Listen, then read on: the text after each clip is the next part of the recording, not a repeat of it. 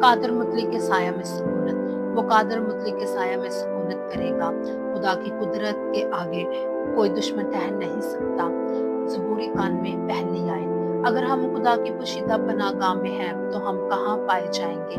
ज़बूर नवीस के मुताबिक हम कादिर मुतलक खुदा के परों के साया में महफूज होंगे। ये वो जगह है जहाँ खुदा की ख्वाहिश है कि उसके लोग रहें। हमारा आसमानी बाप ये नहीं चाहता कि हम महज उससे उस वक्त मुलाकात करने जाएं जब हम खुद को डूबता हुआ महसूस करते हों, बल्कि वो चाहता है कि हम उसके परों के साया के नीचे मुस्तकिल पनाहगाह और रिहाइश इख्तियार करें। चूंकि कोई दुश्मन खुदा की कुदरत के आगे ठहर नहीं सकता, इसलिए हमें खुदा के परों के साया के नीचे से कोई हटा नहीं सकता और वहां मजबूती से जड़ पकड़े रहते हैं। अगर हम इस पर मुस्तकिल तौर पर रहें तो इब्लीस हमें कोई नुकसान नहीं पहुंचा सकता। मेरी जिंदगी में ऐसा भी वक्त था जब मैं अपनी पोशीदा गाह से मुसलसल कभी अंदर और कभी बाहर आती जाती थी, लेकिन एक बात जो मैंने दरियाफ्त की है कि जब मैं वहां ठहर जाती हूँ और कयाम करती हूँ तो मैं खुद को डूबता हुआ महसूस नहीं करती। हमें अक्सर या कभी कभार खुदा की जरूरत नहीं है, बल्कि हमें हर वक्त खुदा की जरूरत है। यूहन्ना की अंजील उसका 15 बाब और उसके 5 आयत में यीशु ने कहा, क्योंकि मुझसे जुदा होकर तुम कुछ नहीं कर सकते। तो फिर खुदा कादिर मुतलक खुदा के साया में सुकूनत करने का क्या मतलब है? सबसे पहले साया से मुराद छांव वाली जगह है जो हमें सूरज की गर्मी या दूसरे लफ्जों में दुनिया की कड़ी धूप से महफूज रखती है। और हम जानते हैं कि साया की एक हद होती है। अगर हम खुदा के परों के साया में पनाह लेना चाहते हैं तो यकीनन उसके साया की भी कोई हद है जिसके अंदर हमें रहने की जरूरत है। हद दो चीजों की दरमियान हालत या खासियत का नाम है।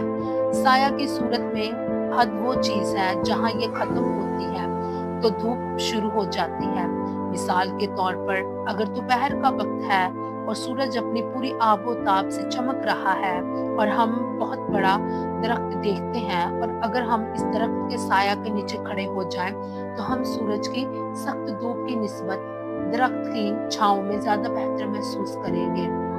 ऐसे लोग जिनको बाहर गर्मी और धूप में काम करना पड़ता है तो वो पसीने से शराबुल हो जाते हैं और जैसे ही आराम और खाने का वक्त आता है तो वो सायादार जगह की तलाश करते हैं।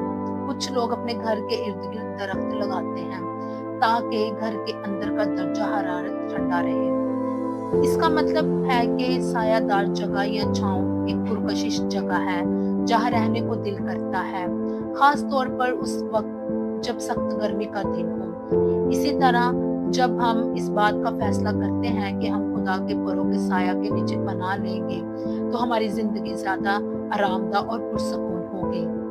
यहाँ गर्मी हमें नहीं सताएगी और ना ही हम पसीने से भीगेंगे, यानी हम परेशान या फिक्रमंद होने की बजाय खुदा के आराम से लुत्फ अंदोज होंगे।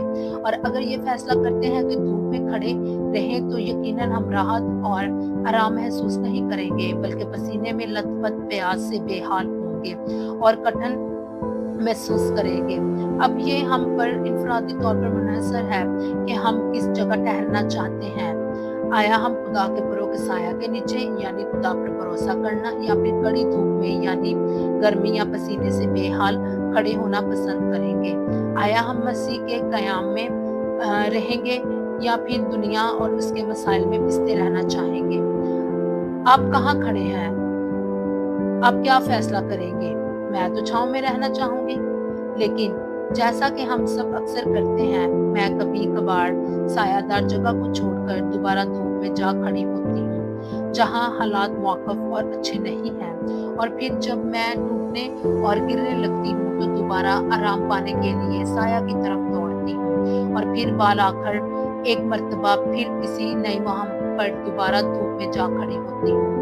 रोमियो का खत उसका पहला बाब उसकी 17वीं आयत के मुताबिक हम ईमान से ईमान के लिए जिंदगी गुजार सकते हैं। ताहम अक्सर अफकात हम ईमान से शक से बेअतकादी और दोबारा ईमान की तरफ दौड़ते हैं, लेकिन अचानक क्या हो जाता है कि हम खुदा की पनाहगाह में ही रहना चाहते हैं और फिर खुद को कड़ी धूप में खड़ा पाते हैं। हम कैसे जान सकते हैं कि हम कब और किस वक्त खुदा की पनाह और तहफ्फुज़ से बिल्कुल बाहर जाते हैं? इस बात का जायजा लेने के लिए हम उन साइन बोर्ड्स को देखेंगे जो खुदा ने हमारी रहनुमाई के लिए हमारी राहों पर लगाए रखे हैं।